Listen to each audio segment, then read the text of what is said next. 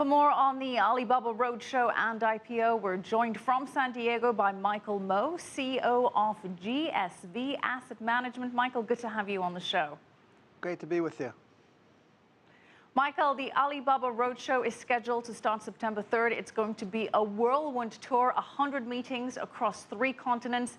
Now, the roadshow, of course, is when Alibaba presents to investors and answers questions from the world's biggest fund managers.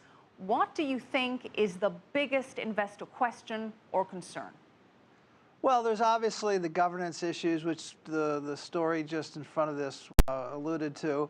But I think when all's said and done, what the real investors are going to care the most about is what does the growth outlook for the business look like? Obviously, Alibaba has had enormous success and growth historically, but looking ahead, can they continue that growth? What are the leverage to the growth, and how is the company going to prioritize its different initiatives? Because obviously they have a number of things going on. Well, as we just referenced on Tuesday, Alibaba posted an updated SEC filing showing that it has revised its relationship with the parent company of its payment affiliate, Alipay, and it's now going to gain a bigger share of those earnings from Alipay.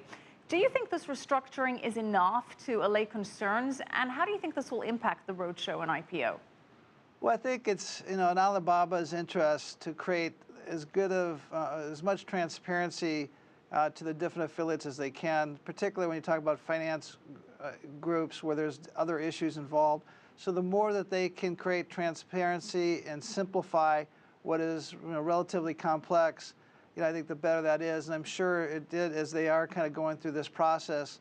I think they discovered that it was probably in their interest to evolve their structure as they have. So when all said and done, I don't think it's going to be what investors focus the most on, and I think what they're trying to do is take that issue off the table. Well, one issue that is on the table, Michael, is that although Alibaba is a Chinese company, it is in fact incorporated in the Cayman Islands, and once it goes public, it will not qualify to be included in many major benchmarks like the S&P 500 or some of the MSCI indices. The S&P 500 index, of course, only includes companies that are domiciled here in the U.S. So how much of a problem could this pose? How will this affect institutional ownership of the stock? Well, the large institutional investors, clearly are looking at what their position is vis-a-vis the indices they're being compared against, what they're being benchmarked off. So I think that does take away some of the natural buying that goes on, from institutional investors. That all said, the pure investors, the fundamental investors, what they're going to be looking at is what's going to impact their portfolio, and what impacts portfolio is the success and growth of the business.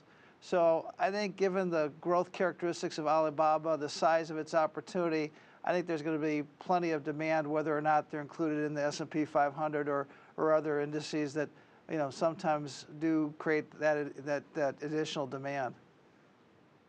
It's certainly a very robust portfolio. In your opinion, who are the must-have institutions that Alibaba is aiming to land during this roadshow?